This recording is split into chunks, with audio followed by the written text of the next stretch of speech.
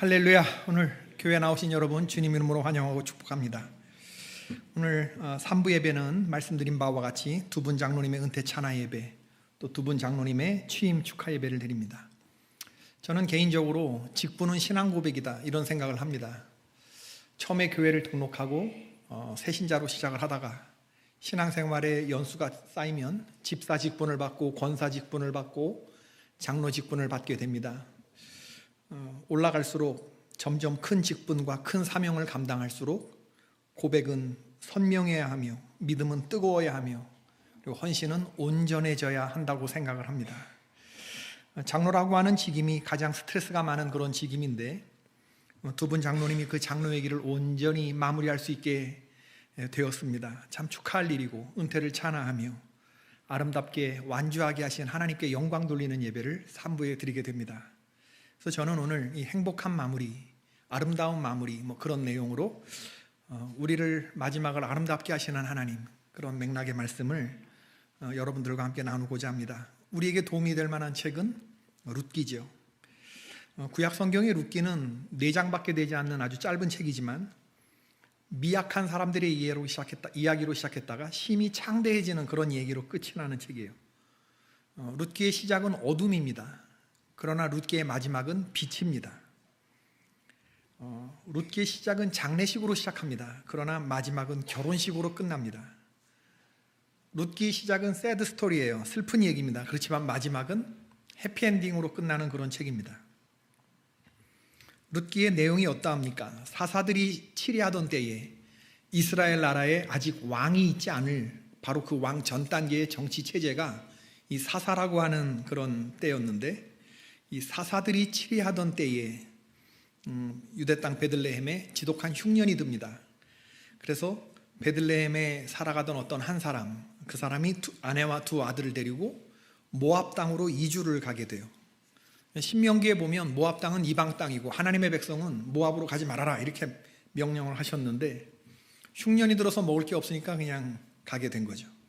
그 남자의 이름이 엘리멜렉이라는 사람이었고 부인의 이름은 나오미였고 자녀의 이름은 말론과 기럨이었습니다. 양식을 찾아서 나갔으면 모압에서 잘 살아야 되는데 그렇지 못했던 것 같아요. 남편 엘리멜렉이 죽습니다. 그리고 어머니가 혼자서 두 아들을 데리고 모압 땅에서 한 10년쯤 사는데 10년쯤 살다가 두 아들이 또 어떤 이유로 죽어요. 근데 죽기 전에 이 두 아들이 모압 여인을 며느리로 맞았는데 졸지에, 그러니까 어떻게 되겠어요?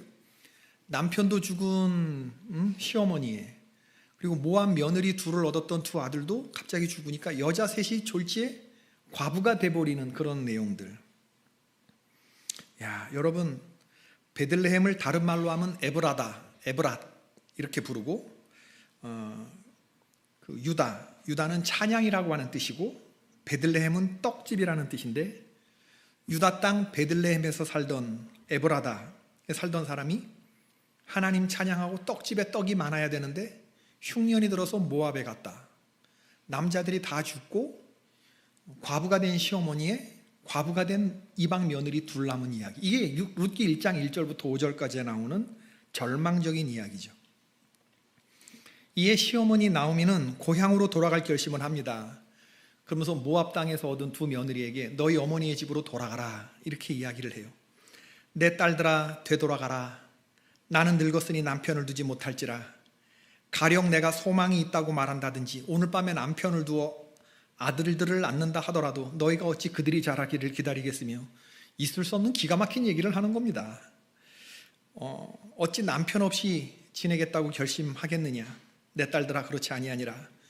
여호와의 손이 나를 치셨기 때문에 나는 너희로 말미암아 더욱 마음이 아프다. 그러니까 이 두 며느리가 소리를 높여 울었다고 했습니다. 나오미는 좋은 시어머니였던 것 같아요. 이방 며느리 둘을 얻었는데 며느리들이 시어머니와 자기들의 처지를 위해서 소리를 높여 울었다고 했으니, 그렇게 실컷 울고 나서 큰 며느리 오르바라고 하는 며느리는 떠났어요. 모압 땅으로 떠나고, 룻이라고 하는 며느리는 시어머니를 붙쫓으면서 유대 땅으로 돌아올 결심을 하는 거죠. 그러니까 모압 땅으로 나갔다가 시어머니하고 이방 며느리 룻이 유대 땅 베들레헴으로 돌아왔는데 아무것도 없는 그런 여인이 목구멍이 포도청이라 삿입에 거미줄이야 모래도 좀 주워서 먹어야 되겠다 싶어가지고 찌끄레기라도 얻을까 싶어서 밭에 떨어진 이삭을 주우러 친척 보아스라고 하는 사람이 소유하고 있는 그 밭으로 가요. 그 밭 주인 보아스는 참으로 착한 사람이었습니다. 보아스가 이렇게 추수하고 밭에서 일하는 그 일꾼들, 보아스는 사장님입니다. 지주입니다. 그런데 지주가 밭에서 추수하는 일꾼들, 농노, 고용인에게 뭐라고 인사하냐면 여호와께서 너희에게 복을 주시기를 원하노라. 마치 성직자가 이렇게 축복을 비는 것처럼 그렇게 인사를 해요. 그러자 일꾼들이 농노 아닙니까? 지주에게 여호와께서 당신에게 복 주시기를 원하노라. 이렇게 원합니다. 이렇게 인사를 하는 거예요. 참으로 이상적이고 그리고 아름다운 노사관계를 보여주고 있죠. 그리고 그곳에서 나오미의 이방 며느리 룻은 보아스를 처음 봐요. 보아스가 자기의 친족인 엘리멜렉 죽었으니까 그 이방 며느리 룻이 왔다는 얘기를 듣고 그리고 인사를 나누고 그리고 호의를 베풉니다. 보아스는 룻에게 4가지 호의를 베푸는데 첫 번째, 이삭을 주우러 다른 밭으로 가지 마라. 그리고 밭에 소녀들과 함께 있어라. 여자 일꾼들과 함께 있어라. 남자 일꾼들이 너에게 치근덕대지 못하게 하겠다. 목이 마르면 남자 일꾼들이 길어온 물을 마셔도 좋다. 이런 호의를 내려요. 룻기 2장의 얘기입니다. 룻기 3장에 접어들면 룻이 보아스하고 가까워지죠. 추수를 하고 잔치가 열리고 기쁜 마음으로 포도주를 먹고 기분 좋게 취한 보아스가 곡식단 더미 끝에 가서 누웠는데 딱 누웠는데 어떤 여자가 만지켜지는 거예요. 깜짝 놀라 일어납니다. 딱 보니까 사태가 짐작이 되는데 시어머니의 지시를 받은 룻이 자기 친족 보아스 곁에 누워있을 줄이야. 이거 잘못하면 큰일 나는 일입니다. 보아스가 그 상황에서 룻을 부정한 여인 취급해버리면 룻은 그냥 잘못되는 그런 상황인데 보아스는 그 상황에서 다시 한번 룻에게 선의를 베풀죠. 내 딸아 여호와께서 너에게 복 주시기를 원하노라. 네가 가난하건 부하건 젊은 자를 따르지 아니하고 네가 베푼 인애가 처음보다 나중이 더하도다. 그리고 이제 내 딸아 두려워하지 말라. 내가 너 말대로 너에게 다 행하리라. 네가 현숙한 줄을 이 땅 모든 성읍들이 다 안다. 성읍 백성이 다 안다. 그리고 보아스는 룻에게 보리를 6번 데워줍니다. 완전수가 7번인데 아직 룻을 아내로 맞아들이기에는 페이퍼워크가 좀 남아있어요. 행정 절차가 남아있습니다. 그러니까 자기가 해줄 수 있는 최대한으로 덜어준 게 보리 6번 덜어주는 거죠. 그가 내게 이 보리를 6번 데워주며 이르기를 빈손으로 내 어머니에게 가지 말라 하더이다 아니라. 빈손으로 가지 말라 하더이다. 저는 이 대목에서 룻기를 읽어보신 분들은 아마 느낄 겁니다. 나오미가 하나님의 채워주심에 감동하지 않았을까 그런 생각이 들어요. 왜냐하면 룻기 1장에 보면 베들레헴 고향으로 다시 돌아온 나오미가 저 나오미가 모압으로 이사간 줄 알았는데 다시 돌아왔네? 남편 죽었대, 기구해졌대, 뭐 이런 그 손가락질하는 그런 베들레헴 성읍의 여인들이 있지 않았겠습니까? 그 주민들에게 이렇게 말해요. 나를 나오미라고 부르지 말고 말하라 불러라. 전능자가 나를 심히 괴롭게 했다. 내가 풍족하여 나갔는데 여호와께서 내게 빈손으로 돌아오게 했다. 여호와께서 나를 징벌하셨고 나를 괴롭게 하셨거늘 너희가 어찌 나를 나오미라 부르느냐. 그러면서 목소리 높여서 울었던 적이 있어요. 그런데 지금 상황을 보자 그러면 빈손 들고 돌아온 나에게 보아스가 내 시어머니에게 빈손으로 가지 말아라 이렇게 말을 했습니다. 이 말을 들으면서 하나님은 채워주심의 하나님이구나. 내가 하나님을 잘못 알았구나. 그렇게 생각하지 않았겠습니까? 룻기 4장을 보면 보아스가 룻을 맞아들이기 위한 모든 절차를 필하고 정식으로 룻과 혼인하고 아내로 삼습니다. 그리고 둘이 부부가 되어서 그들 사이에 아들이 태어나는데 그 아들의 이름이 뭐다? 오벳이다. 이방 여인 룻이 받은 3중 복이 있습니다. 보아스의 아내가 되었다는 것과 아들을 낳았다는 것과 성읍 백성들로부터 칭찬을 받았다는 것. 룻은 처음에 보아스의 밭에 찌끄레기를 주우러 가요. 근데 간 첫날부터 보리 한 에바를 들고 돌아와요.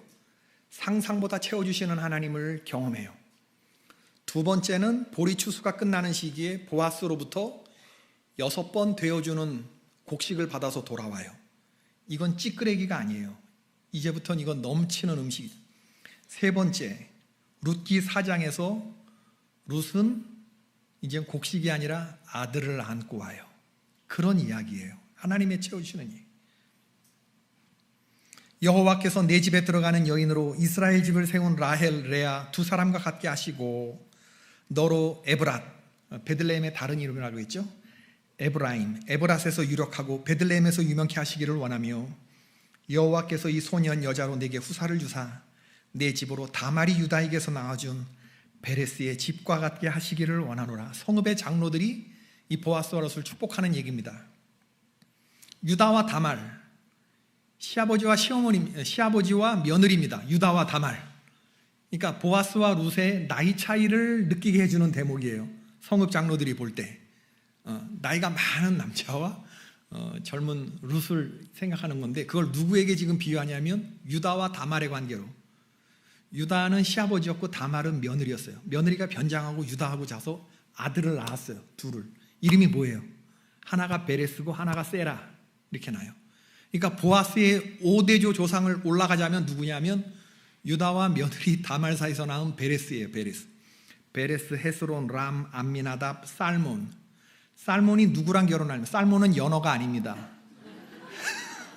웃으시는 분들은 살몬이 여리고의 기생이었던 여자 누구죠? 라합과 결혼해서 누굴 낳습니까? 보아스를 낳는 거예요. 그러니까 베들레헴의 엄친아가 보아스예요. 여리고성이 다 무너지는 상황 속에서 유일하게 구원받았던 믿음의 여인 라합이 보아스를 무릎에 앉히고 무슨 신앙교육을 시켰겠어요? 하나님은 살아계시다. 그 신앙교육을 받았던 보아스가 이렇게 착한 아들로 성장해서 이방 여인 룻을 아내로 맞아들이고 그 사이에서 오벳을 낳는 거예요. 그러니까 성읍의 장로들은 이 보아스의 집에 5대조까지 올라가는 살몬, 암미나답, 람, 헤스론, 베레스까지 올라가면서 너의 가정이 유력한 가정이 되기를 원하노라, 이렇게 축복을 하는 거죠. 그리고 룻이 아들을 낳았는데 그 아들을 보면서 성읍의 여인들이 룻을 축복하는 게 아니라 룻의 시어머니인 나오미를 축복해요. 여인들이 나오미에게 이르되 찬송할지로다. 여호와께서 오늘 너에게 기업물을 짜가 없게 하지 아니하셨도다. 이 아이의 이름이 이스라엘 중에 유명하게 되기를 원하노라. 이는 너의 생명의 회복자이며 너의 노년의 봉양자라. 곧 너를 사랑하며 7 아들보다 귀한 내 며느리가 낳은 자로다 하니라. 룻은 나오미의 7 아들보다 나은 여인이래요.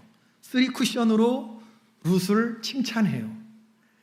야, 하나님은 나오미와 룻, 쌍과부의 상황을 역전시켜 주셨습니다. 그의 인생의 마지막을 아름답게 해주셨어요. 고향으로 돌아와서 멸시천대 받고 천덕꾸러기로 살아갈 줄 알았는데 하나님은 그런 이방 며느리의 몸을 통해서 베들레헴의 제일 잘 나가는 유력자의 아이를 품에 안게 하셨다, 그 말이에요.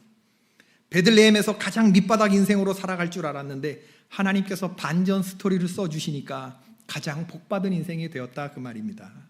사랑하는 여러분, 우리 입 조심하십시다. 하나님께로부터 받은 것이 없다고 투덜거리지 맙시다. 나를 나오미라 부르지 마라, 나를 말하라 부르라, 천능자의 손이 나를 치셨, 이런 소리 하지 마십시다. 얼굴 피고 사십시다. 아무것도 없는 것 같이 보여도 하나님께서 우리와 함께 하시면 우리의 마지막이 힘이 창대하게 될 줄로 믿습니다. 우리의 시작은 장례식이었지만 우리의 마지막은 결혼식이 될 줄로 믿는다. 구겨지고 펴지는 말이 나왔으니 하는 말인데, 어떤 사람이 얼굴이 마구 구겨졌어요. 주름살 생기고 성형수술해도 안 될 정도로 구겨졌습니다. 원인이 뭔가 하고 병원을 찾아갔는데 의사 선생님이 말하기를 먹어서는 안 될 것을 당신이 먹었기 때문입니다 하고 말하더래요. 그게 뭘 먹었냐 그랬대. 구기자를 먹었다. 감사합니다, 웃어주셔서. 그럼 어떻게 해야 이 구겨진 얼굴이 펴지냐 그랬더니 약으로는 안 되고 음식을 하나 먹어야 되는데 뭘 먹어야 됩니까? 피자. 아멘. 피자를 먹어야 된다. 감사합니다, 웃어주셔서. 부산에 있는 포도원 교회를 이제 깨달은 거예요. 이게 좀 지금 웃는 건 이제 깨달은 거예요. 부산에 있는 포도원 교회를 담임하는 김문훈 목사님, 유명한 목사님이 계시는데 그분의 간증이에요. 은혜 받기 전에 나는 내 과거 환경과 성격에 불만이 많았어요. 나 혼자 교회 다녔고 아빠 찬스 엄마 찬스 같은 거 없었고 내 고향은 깡촌이었고 난 모든 게 다 그냥 싫었어요. 극소심, 예민해, 과민, 충만형, 우울하고 불안해하는 게 바로 저였죠. 그러나 은혜를 받고 난 이후에는 내 태어난 고향과 성장 과정에 감사하게 되었습니다. 하나님 아버지를 만나고 나니까 그분이 언제나 내 우편에서 그늘이 되신다고 하는 사실, 하나님 밑에서 독수리 날개 치듯이 올라가는 자생력을 구비할 수 있었음이 복임을 깨닫게 된 거죠. 믿음의 사람은 고난이 올 때 문제 앞에서 강력한 필터 기능과 영적인 재속의 기능으로 말씀의 리트머스 시험지를 통과해야 합니다. 가난하고 창피한 일이나 남달리 눈물 흘리며 서러웠던 일을 견디면 그 인내를 통해 변화가 옵니다. 믿음의 사람은 어려운 시절을 축복의 계절로 재해석하고 리모델링 되는 기간으로 받아들이죠. 어려움과 고난의 세월이 형통으로 이어질 것을 믿을 때 역전의 하나님을 경험하는 복이 임합니다. 아무리 내가 못나게 굴고 인생을 질척거릴지라도 내 완고함과 내 모자람과 내 고집보다 하나님이 더 세십니다. 하나님의 나를 향한 사랑은 내 고집보다 훨씬 더 강하시죠. 하나님은 당신의 아들 예수 그리스도의 의를 통해서 우리의 일생과 우리의 집을 만들어 가십니다. 그래서 나는 믿음으로 지금 이렇게 고백할 수 있습니다. 윗물이 더러워도 아랫물이 나는 얼마든지 깨끗할 수 있다. 갈 바를 알지 못해도 나는 얼마든지 앞으로 나아갈 수 있다. 이분이 그 부산 사투리가 심한데 지금 안 웃긴데 윗물이 더러워도 갈 바를 알지 못해도 나는 약해 빠졌어도 청중들이 막 갈 바를 알지 못해도 나는 얼마든지 앞으로 나아갈 수 있다. 나는 약해 빠졌어도 괜찮다. 우리 하나님이 아멘. 우리 하나님이 강하시기 때문이다. 룻기를 보면요, 룻이 1장, 2장, 3장, 4장에서 딱 7마디 합니다. 룻의 육성은 7마디를 하는데 시어머니 나오미에게 4번, 보아스에게 3번 한 말만 드러나요. 첫 번째, 룻이 시어머니에게 나로 어머니를 떠나며 어머니를 따르지 말고 돌아가라 강권하지 마옵소서. 어머니가 사시는 곳에서 그 유명한 룻기 1장 16절 17절의 룻의 고백이 그 첫 번째 말이고, 두 번째는 룻이 시어머니에게 하는 말이에요. 나로 밭에 가게 하소서. 내가 누구에게 은혜를 입으면 그를 따라가서 이삭을 주겠습니다. 나 일하러 가겠습니다. 고향 땅에 돌아온 나오미에게 목구멍이 이제 포도청이니까 이삭 주스러 가겠다. 별로 영양가 없는 얘기예요. 세 번째는 룻이 보아스에게 한 말입니다. 나는 이방 여인이거늘 어찌하여 저에게 은혜를 베푸십니까? 이게 세 번째 말이고 별로 영양가 없죠. 네 번째, 룻이 보아스에게 한 말이에요. 내가 주께 은혜 입기를 원하나이다. 나는 당신의 시녀와 하나가 또 같지 않은 여인입니다. 다섯 번째, 룻이 시어머니에게 한 말입니다. 모압 여인 룻이 가로되, 보아스의 말을 시어머니에게 옮기는 거예요. 보아스가 나에게 이르기를 내 추수를 다 마치기까지 너는 내 소년들에게 가까이 있으라 하였습니다. 별로 영양가 없는 말이에요. 여섯 번째, 룻이 보아스에게 한 말이에요. 나는 당신의 시녀 룻이오니 당신의 옷자락으로 시녀를 덮으소서. 굉장히 겸손한 말이죠. 이건 조금 영양가가 있어요. 일곱 번째, 룻이 시어머니에게 한 말이에요. 그가 나에게 보리를 6번 데워주며 이르기를 빈손으로 나가지 말라, 빈손으로 시모에게 가지 말라 하였습니다. 영양가 없어요. 룻기 4장에 들어가면 룻의 육성은 한마디도 등장하지 않아요. 제가 지금 무슨 말을 드리려고 하냐면 룻이 한 말을 보자고 그러면 딱 첫 번째 한 말, 그것만 영양가 있고 나머지는 다 영양가 없어요. 룻은 겸손하고 단호하게 믿음의 말만 해요. 어머니와 어머니의 하나님을 섬기면서 모압을 버리고 유대 땅으로 들어올 때 그 결심, 하나님은 이 고백 한마디면 충분했습니다. 룻은 말하지 않아요. 그냥 온몸이 그냥 순종, 온몸이 그냥 겸손. 말하지 않기 때문에 그녀의 순종이, 입 다문 순종이 더욱 도드라져 보이는 책이 룻기입니다. 룻은 보아스의 밭에서 찌끄라기 이삭을 주우러 갔어요. 그런데 대박으로 6번 데워주는 그런 은혜를 입어요. 룻이 보아스의 밭에서 주운 가장 큰 것은 오벳이었습니다. 아들을 아는 거예요. 그러나 정작 룻이 보아스의 밭에서 아는 것은 무엇이냐면 하나님의 은총이었다, 그 얘기입니다. 룻이 보아스의 집에서 죽은 것은 곡식 나달이 아니라 하나님의 은총을 얻었다.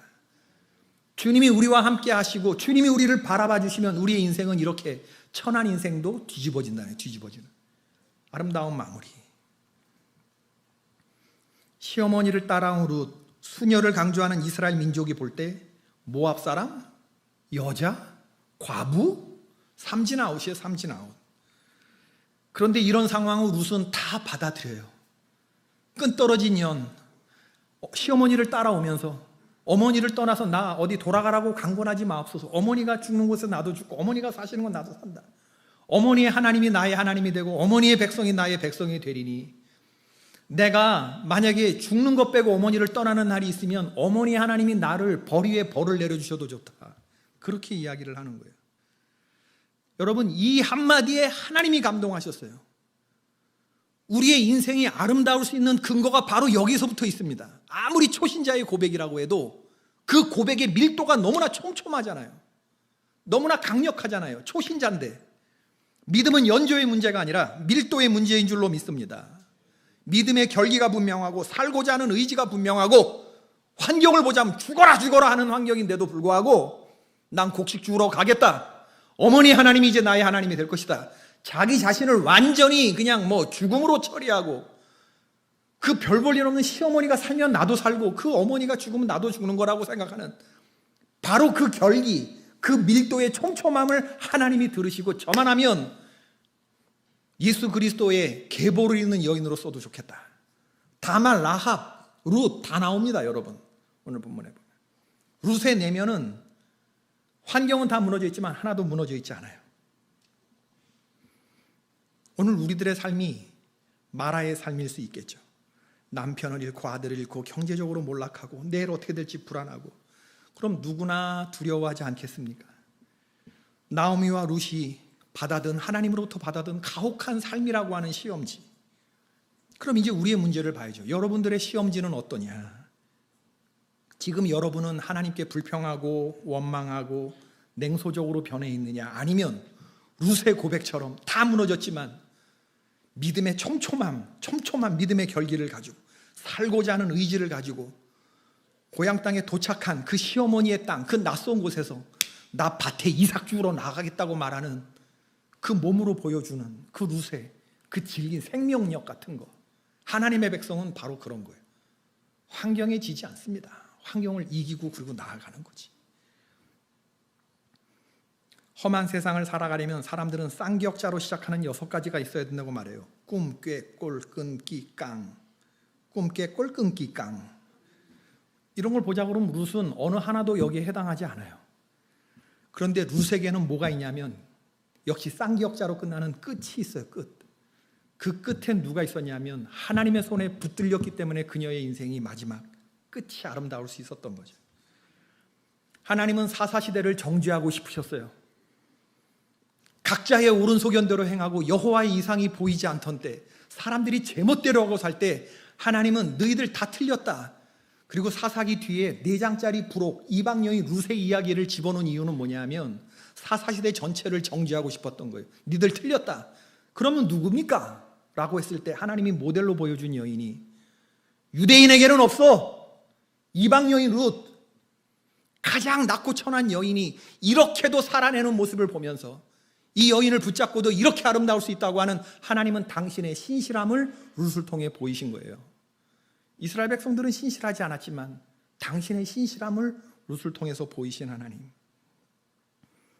인류를 정죄하고 믿음을 따르는 후사들이 어떤 복을 받는지 보여주고 싶으신 창세기에 하나님이 샘플로 붙잡으신 분이 노아. 그리고 욥이잖아요. 사사기를 보자 그러면 사사시대 때 하나님이 보여준 샘플은 바로 룻이었습니다. 세상 사람들은 복권 사서 당첨되면 역전 인생이라고 말하고, 재능 선발 오디션 프로에 나가서 선발되면 역전 인생이라고 말하고, 사법고시에 패스하면 역전 인생이라고 말해요. 여러분, 그러나 이런 거 땄다고 역전 인생이 끝이라고 한다면 우리 인생이 얼마나 허무하고 허전할 것입니까? 그게 답니까? 아닙니다, 여러분. 그 다음에 어떻게 할 거야? 그 다음에 우리의 끝이 어떻게 될 거야? 우리의 끝은 하나님의 손에 붙들리는 것입니다. 거기서부터 새로운 이야기가 시작이 되는 거고, 여러분 오벳으로부터 이어지는 이런 이야기가 결국에 다윗을 낳았더라, 다윗 왕을 출현시키는 이야기가 이 룻기인데, 저는 오늘의 이야기의 끝에 여러분의 이름이 닿을 수 있기를 바랍니다. 예수 그리스도의 그 계보에, 주님이 생각하신 그 계보의 마지막 끝에 저와 여러분의 이름이 만약에 발견된다고 한다면 우리의 인생은 아름다운 마무리, 아름다운 끝이 되는 것이죠. 우리 찬양 하나 부르고 우리 기도하실 텐데, 여러분 지금 내 상황을 보자 그러면 마라, 쓴물, 사막과 같은 그런 시간을 지나가고 있다고 할지라도 하나님은 비를 준비하고 계시고, 하나님은 그런 룻을 바라보고 계시고, 시어머니 하나님이 나의 하나님이 된다고 하는 이 믿음이 흔들리지 않을 때 하나님은 그를 붙들어 반드시 그 끝을 아름답게 하십니다. 전 줄기차게 얘기할 수 있어요. 하나님을 존중히 여기는 자를 하나님이 그 끝을 아름답게 하시고 여러분을 끝까지 완주할 수 있게 하실 줄로 믿습니다. 그러므로 상한 자를 고치고 나의 상처를 하시는 하나님, 나의 팍팍하고 메마른 이 땅 가운데 비를 준비하시는 그 하나님을 믿으면서 이 찬양하시고 우리 하나님 앞에 한번 기도드리십시다. 조금 빠르게.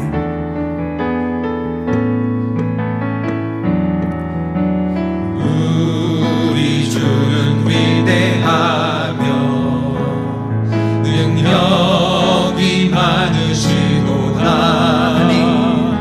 그의 지혜 무궁하며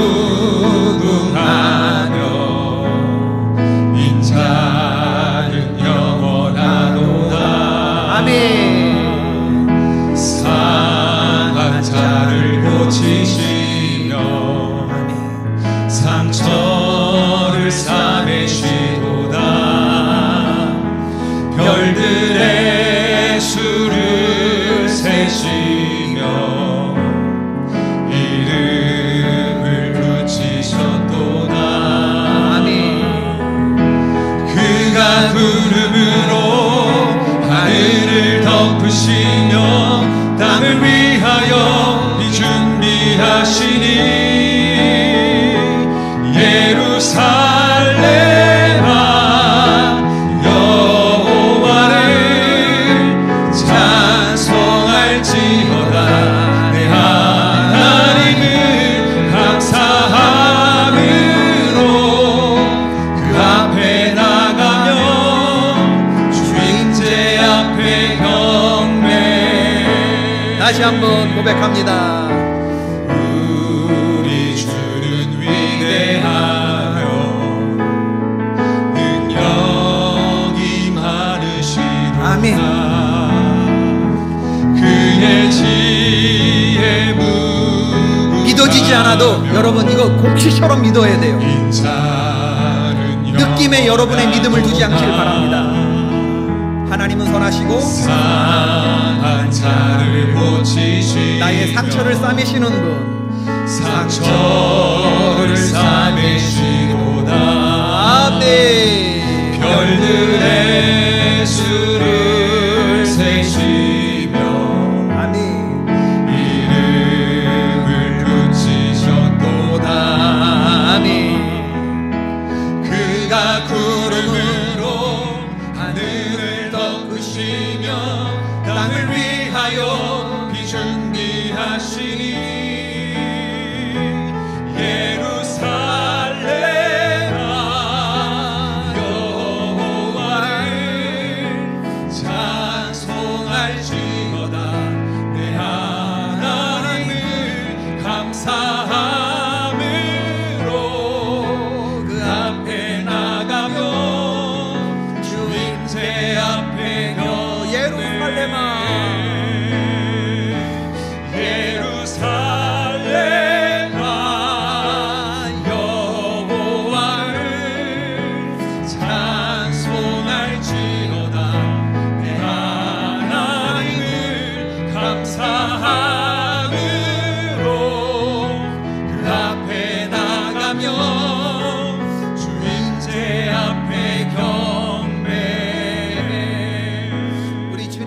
부르고 기도하실 텐데, 하나님 낮고 천한 이방인 여인 룻을 들어서 사사시대를 정지하고 싶었던 하나님, 룻의 하나님은 나의 하나님인 줄로 믿습니다. 나의 삶이 아무것도 없고 다 깨져나간 것 같아도 하나님이 바라봐 주시면 역전승의 인생이 가능한 줄로 믿사오니 내가 그 하나님을 신뢰함으로 나아갈 수 있게 하여 주옵소서. 내가 여호와 하나님의 이름을 잃어버리지 않게 하여 주시고 그 능력을 불신하는 일이 없게 하여 주옵소서. 광야와 사막길 같은 나의 팍팍한 삶에 하나님은 먹구름을 준비하시고 이 땅을 위하여 비를 준비하시고 나에게 단비를 내어주시는 그 하나님을 내가 신뢰하고 나오니 주여 나를 돌아봐 주시옵소서. 역전승의 하나님 경험되게 하여 주시옵소서. 주님 이름 한번 부르고 우리 통성으로 기도하십시다. 주여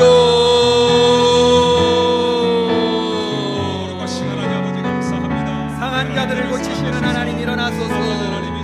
우리의 상처를 싸매시는 하나님 일어나소서.